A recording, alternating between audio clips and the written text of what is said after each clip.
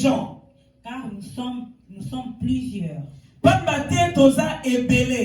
Et il est prié instamment de ne pas les envoyer hors du pays.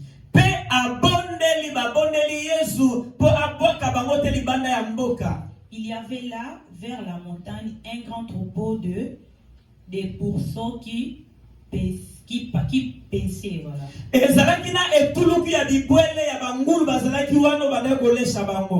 Et les démons les prièrent, disant, envoie-nous dans les troupeaux, dans le troupeau.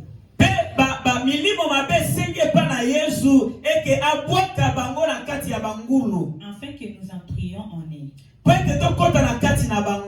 Il leur permit. Et les esprits impurs sortirent, entrèrent dans les troupeaux. Et les troupeaux se précipita des pentes escarpées dans la mer. Il y en avait environ 2000 et il y en avait environ 2000. Et ils se noyèrent dans la mer. Ce qui les faisait perdre et s'enfuir. Et répandirent la nouvelle dans la ville et dans la campagne. Les gens allèrent voir ce qui était arrivé. Ils virent auprès de Jésus. Et ils virent le démoniaque, celui qui avait eu la légion, assis et vêtu. Et dans son sens normal. Et ils furent saisis de frayeur. Ceux qui avaient vu ce qui s'était passé leur rencontrèrent ce qui était arrivé au démoniaque.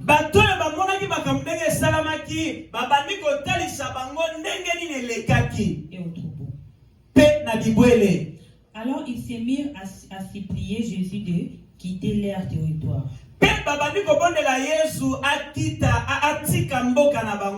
Comme il montait dans la barque,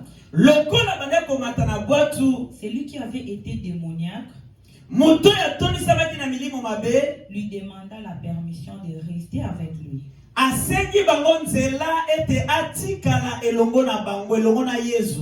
Jésus ne lui permit pas.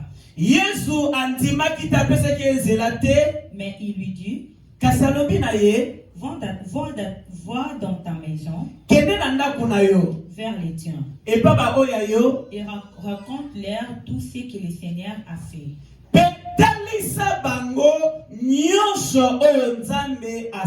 Amen. Donc continuez la lecture grâce au Papa la Bichot. Amen. Seigneur, bénis ta parole au nom puissant de Christ Jésus. Amen. Amen. Nous acclamons pour la parole du Seigneur. Pour la parole du Seigneur. Gloire à Dieu, gloire à Dieu. Amen, amen. Amen. Oh, dans son palais, tout s'écrit. Gloire. Là où nous venons de lire, on nous présente des personnages. Il s'agit de Jésus-Christ de Nazareth et des hommes qui étaient possédés des esprits impurs. Amen. Amen. Donc il était vraiment possédé. Il était rempli de mauvais esprits. Mais la Bible nous présente quelque chose. Nous voyons qu'il était bien possédé de mauvais esprits. Il était tourmenté. Mais c'est quoi la bonne nouvelle? La Bible nous dit ceci.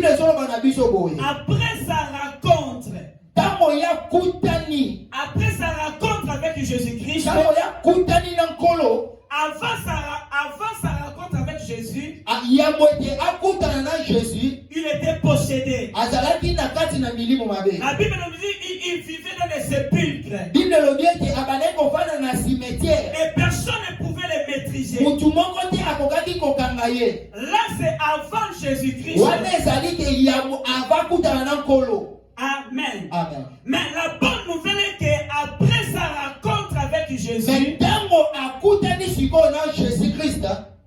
il n'était plus possédé, Ye azalaki lisusu te na milimo mabe. mais il était délivré Ye akangolamaki des esprits impurs. na milimo ya mbindo. Et j'ai toujours dit au peuple de Dieu Nalobaka ntango nyonso na bana na Nzambe que la rencontre avec Jésus-Christ kokutana na Nkolo Yesu crée la différence. yango ememaka bokeseni. La rencontre avec Jésus Kokutana na Jésus apporte toujours la différence. yango ememaka bokeseni. Et aujourd'hui aussi, Lelo mpe lokola ça va marquer aussi la différence. ekomarke différence moko na vie na yo. L'autre fois, il était en os et à chair.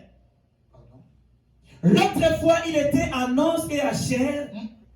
Mikolo Azalaki na elekaki nzoto. azalaki na Et bokoto. aujourd'hui, Mais lelo il est parmi nous azali kati na biso au travers de sa parole. na kati ya liloba na ye. Et je t'assure Mpe naza vraiment que kontima quelque ete chose va se passer dans ta eloko vie. moko ekosalama na vie na yo. Car la Bible nous dit Pamba te Bible ezoloba na biso ete qu'il est le même azalaki hier, oyo azalaki aujourd'hui lelo et éternellement. mpe libela na libela. C'est lui qui était possédé. Oyo azalaki na milimo Et mabe après avoir rencontré Jésus, ntango akutani na Nkolo Yesu sa vie a été transformée. bomoi na ye ebongwanaki Il était délivré. akangolamaki na milimo. Et je t'assure, naza vraiment le kontima ete même Jésus Nkolo oyo abikisaki est ici avec nous dans cette salle. aza kati na biso na esika Lui oyo qui était capable oyo azalaki na makoki de pouvoir délivrer cet homme ya kobikisa moto wana cet après-midi, na pokwa il lelo est aussi capable aza mpe na de makoki pouvoir te délivrer, ya kokangola de bomoi na pouvoir te yo ya guérir, kobikisa de yo pouvoir changer ta situation, aza na makoki ya de pouvoir kobokola makambo t'apporter la solution, aza na makoki ya komemela de yo pouvoir t'apporter la paix. aza na makoki ya komemela yo kimia. Amen. Oh, Amen. Amen. Dans son palais, tout s'écrit. Gloire. La Bible nous parle de quelque chose de très important. Bible ezoloba na biso eloko moko ya motuya. La Bible nous dit ceci. Bible elobi na biso boye. Cet homme avait sa demeure dans le sépulcre. Moto oyo azalaki na esika na ye ya kofanda na cimetière. Personne ne pouvait plus le lier, même avec une chaîne. Moto moko te akokaki kokanga ya tako na chaîne. Il ne pouvait plus habiter comme tout le monde. Akokaki kofanda lokola bato nyonso te. Nous savons que le sépulcre, c'est pour les morts. Toyebi ete bisika ya cimetière ezalaki mpo na bakufi. Mais la Bible nous dit ceci, Mais Bible ezoloba na biso boye. que cet homme, Mais moto oyo il n'habitait plus avec les hommes, ye bade kofanda na bato te. mais sa demeure Mais bisika na était kofanda plutôt le sépulcre. ezalaki nde na cimetière. Jour et nuit, Butu mpe moi il était toujours là, azalaki wana dans le sépulcre, na kati ya cimetière, dans des montagnes. na kati na bangomba. Personne n'avait la force de le maîtriser. Moto moko te azalaki vraiment na makasi ya kokanga moto oyo. Amen. Amen. Ça dit, sa vie a été détruite. Elingo loba ete bomoi na ye ebebisamaki. Il ne pouvait plus rien faire. Akokaki lisusu kosala eloko te. Il était bloqué. Azalaki vraiment na bokangami. La Bible nous dit ceci. Bible ezoloba na biso. Les voleurs Moyibi ne viennent que pour voler, dérober, yaka kaka mpona koyiba égorger mpe koboma et mpe détruire. kobebisa. C'est ça la mission de l'ennemi. Ya mwana nde motindami ya monguna Il vient seulement pour détruire. ayaka mpona kobebisa. C'est ça sa mission. Ya mwana nde motindami na ye Détruire la vie des gens. ayaka mpo abebisa bomoi ya bato. Détruire les activités des gens. Ayaka mpo abebisa misala ya bato. Détruire nos affaires. Ayaka mpo abebisa makambo ya bato. C'est ça la mission de Ya l'ennemi. mwana nde mission ya monguna Il vient là pour détruire, ayaka mpona kobebisa, pour t'anéantir. mpona kobrutalize yo na kati ya mabe. Amen. Amen. Oh, Amen. Amen. Dans son palais, tout s'écrit. Gloire. La Bible nous dit cet homme avait sa demeure dans le sépulcre. Bible elobi ete moto oyo azalaki kona kovanda na cimetière. Et personne ne pouvait plus le lier, même avec des chaînes. Donc ezalaki na moto moko te akokaki komaîtriser moto ata kokange bachaîne. Car souvent, il avait eu le fer au pied et avait été lié des chaînes. Et bazalaki koluka kokanga makolo na babarre de fer na bachaîne. Mais il avait rompu les chaînes Mais ye azalaki kokata yango et brisé les fers. mpe kokata mabende. Et personne n'avait la force de le maîtriser. Ezalaki ata na moto moko nde azalaki na makasi ya komaîtriser moto oyo. Il était sans cesse nuit et jour Azalaki wana vraiment butu mpe moi dans les sépulcres na kati ya et cimetière sur les montagnes. na bangomba. Il criait. Azalaki koganga. La Bible nous dit à partir du verset 6, ayant vu Jésus, Bible ezoba na mokambo ya 6 alobi ntango amoni kolo, ayant vu Jésus de loin, ntango amoni Yesu na mosika, il a couru akimi mbangu et se prosterna devant lui. mpe afukami liboso na ye. Lorsqu'il a vu Jésus, Ntango amoni Jésus, malgré qu'il était possédé de mauvais esprits, atako azalaki na milimo mabe kati na ye, mais la Bible nous dit ceci. Bible ezoloba na biso Lorsqu'il a vu Jésus, ntango amoni kolo il s'est prosterné devant Jésus. afukami na makolo ya Jésus. Amen. Amen. La personne, personne ne pouvait le maîtriser. Mutu moko atakokaki kokanga moto, Mais à cause de la présence de Jésus, mais na tina ya présence ya kolo, il s'est mis à genoux devant Jésus. afukami liboso ya Jésus. Amen. Amen. Oh, nani mokonzi. Yesu. Oyo mutu moko tako kosala Yesu akosala ngo. Come on. Est-ce que mutu moko azokanga? Oh, de quoi azokanga le gloire au Seigneur. Seigneur. Nous cité déjà parce qu'il faut de chambela. Balobi mutu moko te akokai ko maîtriser. Mais eloko ekamusinga zani. Bibalobi tangu amoni Yesu. Yesu azalaki troublé te. Voilà pourquoi na lobaka boye. Na lobi bisika oyo molili eza. Soki ba pelisi mwinda discussion ezalaka te. Molili etikaka place pe lumière est dominée. Est-ce que tout le monde comprend nga? Oh, de quoi je quand le gloire au Seigneur. Bible lobi tango akutani na Jésus. Yesu azalaki tourmenté te. Yango lobaka à chaque fois tozalaka tourmenté parce que toyebi te muto tomema na kati na biso. Soko yebi muto azaka na kati na yo ozala jamais tourmenté. Bible lobi tango ndeko yo akutani na Jésus. Eloko liboso eloko esalemi ezani amibwaki na makolo ya Yesu afukami. Bible lobi na nga na likolo na sepe na se ya mabele. Eza na bakombo mibale te, eza na bakombo mishatu te, eza na bakombo minei te, mais eza na kombo moko. Bible lobi na biso boye na kombo ya Jésus mabolongo nyonso. Bible lobi mabolongo nyonso esala nini ekofukama. Ba chaîne maîtrisa été, ma bende maîtrisa été, mais présence à Yesu maîtrisé. Oh, n'a pas quoi le malade tu ne fous qu'à mon nom de Jésus. Alors n'a pas quoi le problème n'a fou qu'à mon nom de Jésus. Alors n'a pas quoi le malade n'a fou qu'à mon combo na Jésus Christ. Amen. Oh, nandi mokonji Jésus. Wana Yesu alobina melo côté, mais Bible lobi teka moni Jésus. Yenda ye apusa ni bisika Yesu azalaki ami bwaki na makolo ya Jésus. Afukami na makolo ya Yesu Kristo. Na lobaki ne bandeli boye. Le voleur ne vient que pour dérober, égorger et détruire.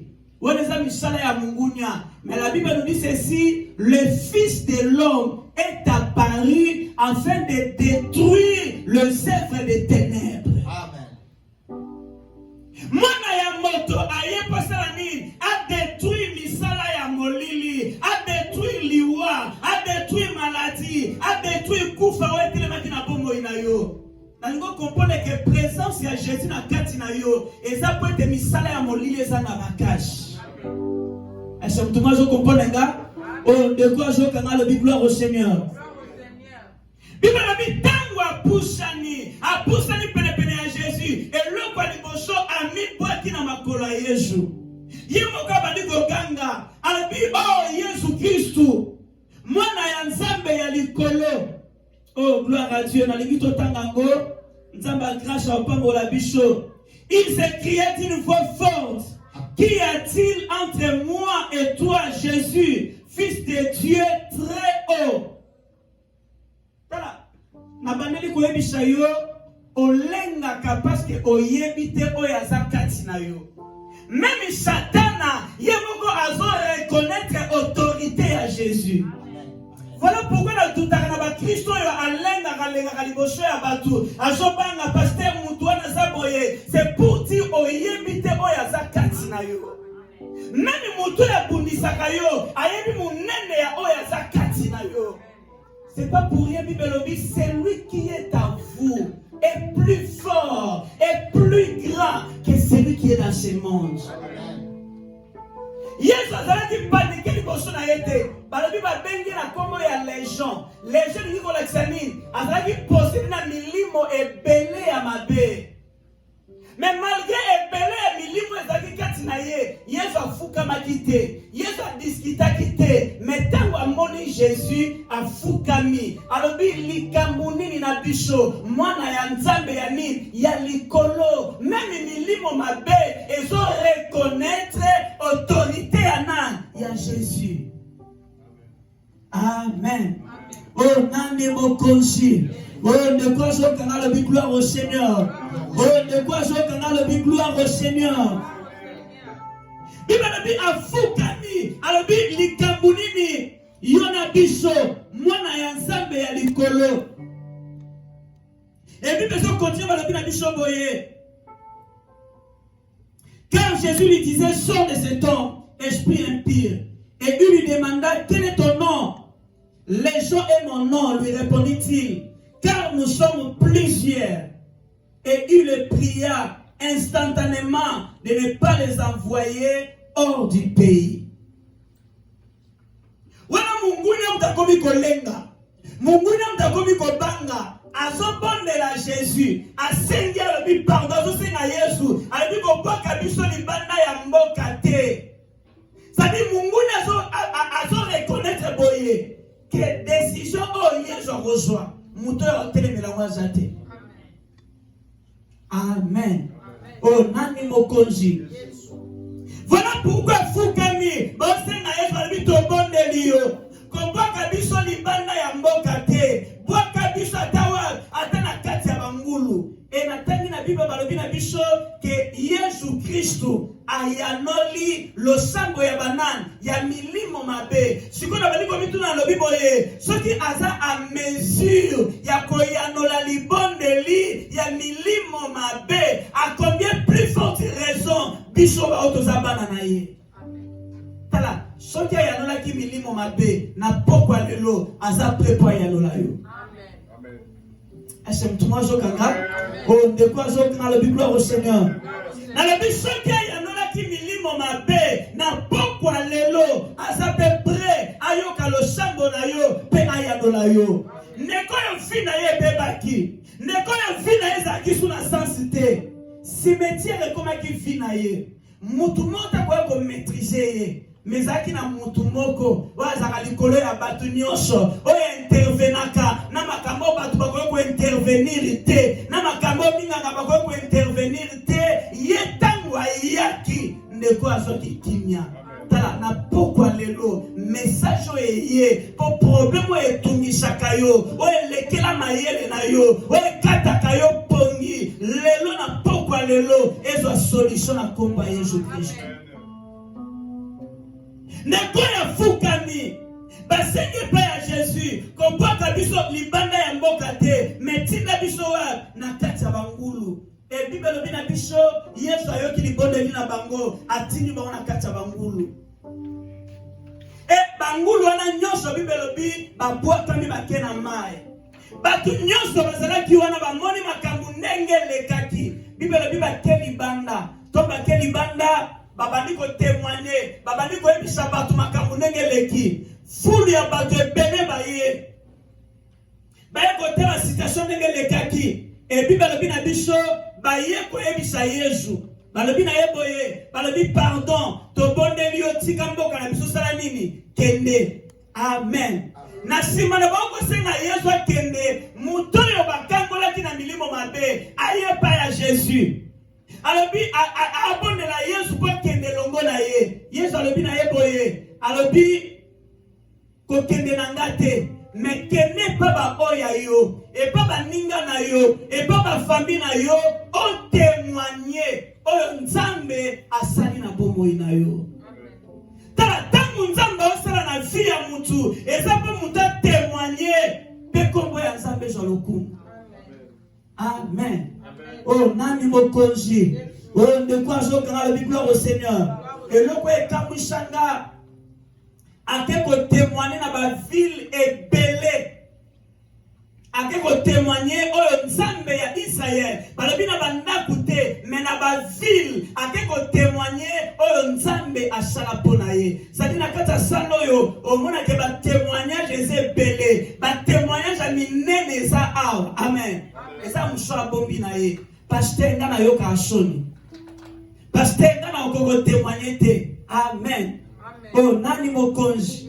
Tala eza ba témoignage msuso yo ko lengi. Na kada salo eza. Na msha bomba na. Amen. Na utala. Amen. Nani mokonzi. Na utala yo. Atova na shuka na utala. Rachidi na utala. Ose ali ba biso papier. Rachidi, so pasteur alo ba télé. Ose abati le papier. Et s'il a déjà. So pasteur alo ba télé.